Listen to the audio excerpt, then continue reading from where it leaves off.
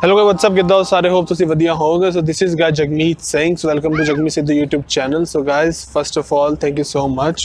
इतना तुसी प्यार दे रहे हो. So sorry, let me talk in Hindi. So thank you guys, loving video. Thank you guys so much. मेरे वीडियोस को इतना प्यार दे रहे हो और मोस्टली मैं ट्रैवल व्लॉग्स बना ही रहा हूँ चैनल पे और अपना इन्फो भी शेयर करता रह रहा हूँ जो भी मेरे साथ हो रहा है. सो उससे मेरे को इस वीडियो बनानी बहुत ज़रूरी हो गई थी क्योंकि ये वीडियो मेरे लिए मेरे को बहुत बार आ गए थे, जिसमें से 3 चीज़ें मेरे को कल इंस्टाग्राम पे डीएम आया. और जो मेरे को अभी इंस्टाग्राम फॉलो नहीं कर रहे हैं, लिंक आ रहा होगा, डू फॉलो गाइज. और तुम मुझसे कोई भी क्वेरी पूछ सकते हो. So back to the topic. So insta पे मेरे को डीएम आए थे एक ये, उसका मेरे को एक ये मैसेज आया, फिर मेरे को एक ये मैसेज आया.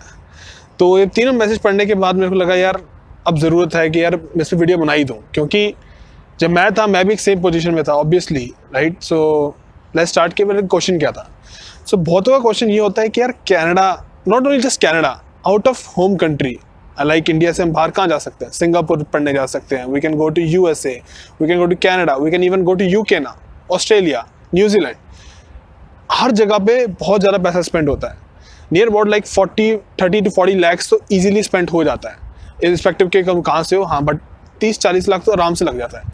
और इतना ज़्यादा अमाउंट लगाना वर्थ है क्या? मैं इतना पैसा लगा के जो डिसीजन ले रहा हूँ वो आगे जाके फ़ायदे के धंधे की बात करेंगे, एट द एंड हम भी फ़ायदा ही देखते हैं, प्रॉफिट होगा, वो कुछ फ़ायदा होगा हमारे को करने से. सो उसी के बारे में आज बात करने जाऊँगा कि मैंने कैसे रिसर्च करी थी. एट द एंड तुम्हारे को रिसर्च खुद ही करना पड़ेगा क्योंकि हर चीज़ के एक प्रोज एंड कॉन्स होते हैं, राइट. अब वो प्रोज और कॉन्स तुम्हें अपना मेजर करने को, क्योंकि वो हर पर्सन के डिपेंडेंट होते हैं कि उसकी सिचुएशन कैसी है, उसके घर में सिचुएशन कैसी है, मेरे घर में क्या सिचुएशन है. तो उस वक्त अब मैं बात करूँगा कि मेरे घर में क्या सिचुएशन थी और मैंने कैसे रिसर्च करके बहुत कैलकुलेटेड रिस्क लिया था कि कनाडा में आना मेरे लिए सही रहेगा, irrespective of going to different countries. और कनाडा में आके इतना पैसा स्पेंड करके मेरे लिए कैसे वर्थ इट हो. तो let's start the video.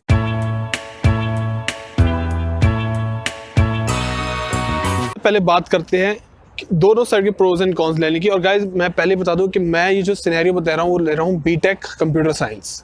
I am only talking about the IT industry, software engineering, IT, जो भी डिफरेंट आईटी की डिफरेंट सेक्टर्स हैं, machine learning, data science, whatever it is. मैं उस पर्सपेक्टिव को कैलकुलेट करके मैंने रिस्क लिया था. तुम अपनी फील्ड के हिसाब से ले सकते हो, like mechanical, electrical, then we are civil, architecture, whatever it is. तो उस हिसाब से डिसीजन ले सकते हो कि MBA भी जैसे इसमें एक ऑप्शन है. So let's talk with it. तो मैंने बात करी बीटेक CSE की, तो 5 से 6 लाख का उसका पैकेज होगा स्टार्टिंग प्लेसमेंट लगाने के बाद.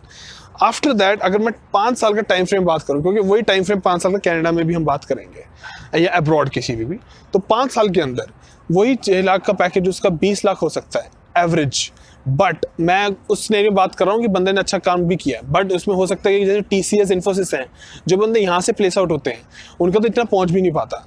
बट हम मान के चलते हैं कि बंदे थोड़ा मेहनत करा, सही किया और एवरेज होकर 20 लाख के पैकेज में पहुंच गए 5 साल के अंदर. अब वो इस 5 साल के सिनेरियो के अंदर उसने क्या क्या किया होगा, उसका खर्चा क्या होगा. अगर तो बंदा दिल्ली से बाहर रह रहा है तो ऑब्वियसली उसका 20 से 25 हज़ार रुपये तो लग रहे होंगे हर महीने फॉर श्योर, क्योंकि अब बाहर रहना, उसका खाना, रहना, मतलब बिजली का जो वगैरह वगैरह, खुद का खर्चा, जो भी घूमना फिरना, अपने घर भी जाना. ऐसा तो नहीं है कि कनाडा की तरह को बाहर चल जाएगा, बट हाँ इंडिया में तो घर जा सकते हैं हम. सो इस तरह खर्चा मिला के उसका 25 हज़ार रुपये लग रहा होगा. तो उसके हिसाब से भी वो 5 साल के अंदर आराम से अच्छी खासी ज़िंदगी जी रहा होगा.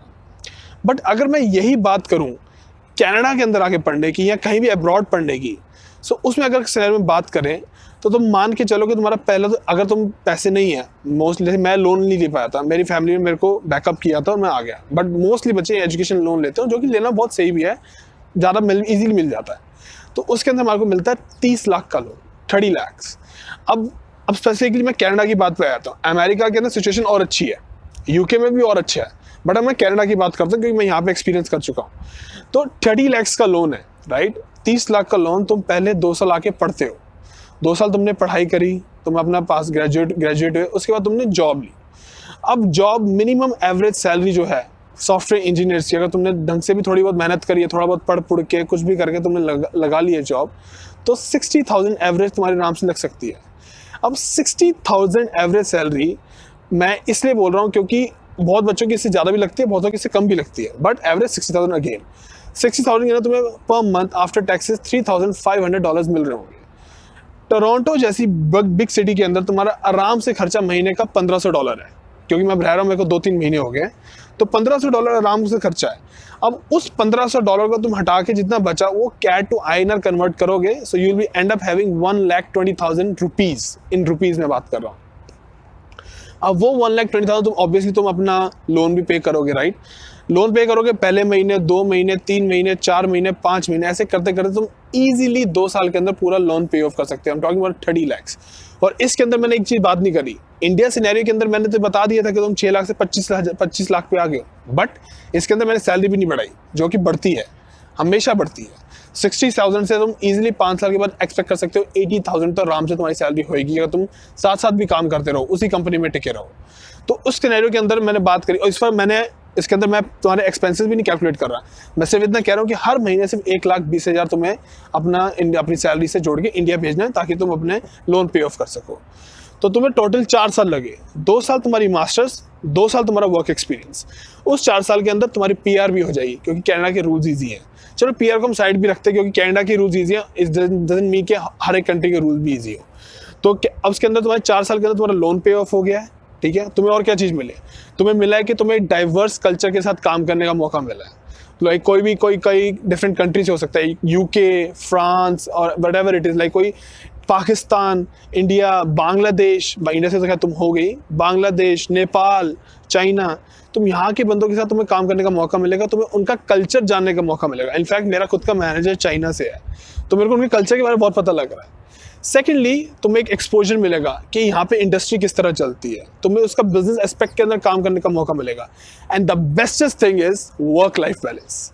हाँ, मैं ये नहीं कह रहा कि मैं क्रिंज नहीं कर रहा कि इंडिया के अंदर वर्क लाइफ बैलेंस नहीं है, नहीं, ऐसा नहीं है। बहुत कंपनीज हैं जो वर्क लाइफ बैलेंस को बहुत अच्छा खासा मेजर लेके उस पर काम भी करती हैं, बट कनाडा के अंदर 95% of companies work life balance को फॉलो करती हैं। अगली चीज़ जो मैं बता सकता हूँ कि तुम्हें जो मिल सकती है कि कनाडा के अंदर like what ever it is scenario, अच्छा खासा पैकेज और एक अच्छा वर्क लाइफ के साथ साथ तुम्हें एक अच्छा एनवायरनमेंट मिलता है।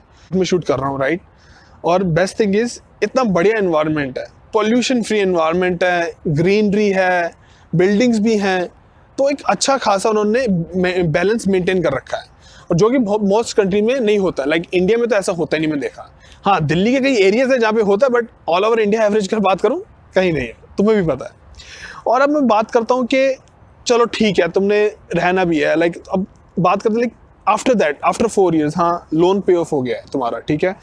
अब तुम्हारा प्लान क्या है? कनाडा के अंदर हो गया तो तुम्हारा तो जो तुम लोन पे कर रहे होगे तो उसके 1 साल के अंदर तुम PR हो जाओगे, यहाँ पे इजीली परमानेंट रेजिडेंट हो सकते हो।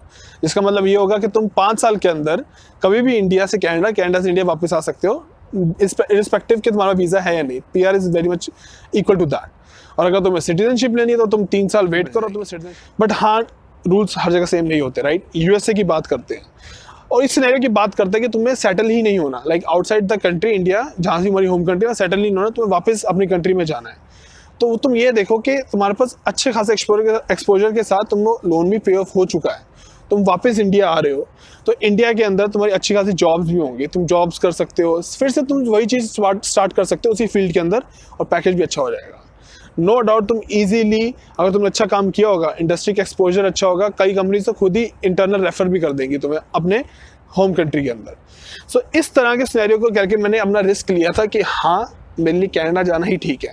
ऐसे ही मैंने डिसाइड किया था, क्योंकि मेरे को सेटल इंडिया में नहीं होना था। पहले प्लान था, अब मेरा प्लान नहीं है कि जल्दी मैं सेटल हूँ, एटलीस्ट मैं PR तक तो काम करूँगा यहाँ पे। अब PR में 1 साल काम करूँगा तो मिलेगी, इसलिए मैं कनाडा सेलेक्ट किया। मैं इमिग्रेशन की तरफ श्योर नहीं था कि इमिग्रेट होना है नहीं होना, like full life time settlement, इसलिए मैंने USA सेलेक्ट नहीं किया। अगर मैंने USA सेलेक्ट किया होता तो पैकेज भी अच्छा होता, हाँ, बट इमिग्रेशन के लिए बहुत लंबी लाइन है, तो वहाँ पे मैं फॉलो नहीं करना चाहूँगा। So that was my whole scenario.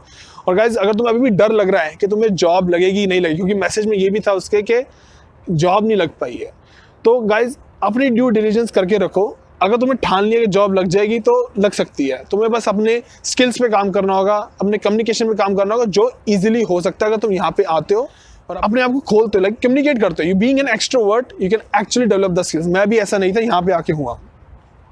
And the other thing I would really want to talk about is कि अगर मेरी जॉब लग सकती है ना, तो तुम्हारी भी जॉब लग सकती है, बहुत प्यार से लग सकती है। सिर्फ थोड़ा पढ़ना है और आराम से लग जाएगी। क्योंकि मैं भी अपने आप को इतना बड़ा प्लेयर नहीं समझता कि मेरे को बहुत अच्छे से पढ़ना आता है, चीज़ें आती हैं। मैं कर सकता हूँ तो तुम भी कर सकते हो। You just have to have a right mindset about it. और कनाडा के अंदर अपॉर्चुनिटीज़ बहुत हैं, not just for computer science, there are ample opportunities for mechanical engineering, civil engineering. और सिविल इंजीनियरिंग का तो बहुत अच्छा स्कोप है क्योंकि हर जगह कंस्ट्रक्शंस होती रहती हैं और वहाँ पे इंजीनियर्स बहुत चाहिए ही चाहिए। एंड इसीलिए मैं कहूँगा कि अपनी रिसर्च खुद करके आओ, doesn't depend on other ones कि वो क्या सोचते हैं, उनकी लाइफ में क्या हुआ, उन्होंने क्या डिसीजन लिए, क्योंकि उस वक्त तुम उस सिचुएशन में नहीं थे जिसमें तुम हो सकते हो at the end of the time जब तुम अपनी मास्टर्स या डिग्री खत्म कर रहे होगे। So this is all about the video. अगर अब भी कोई क्वेरी रह गई हो, so do follow me on my Instagram and also put your query there. I'm always available for you guys. Thank you so much and like, share, subscribe, press the bell notification on and see you in the next video. Bye guys.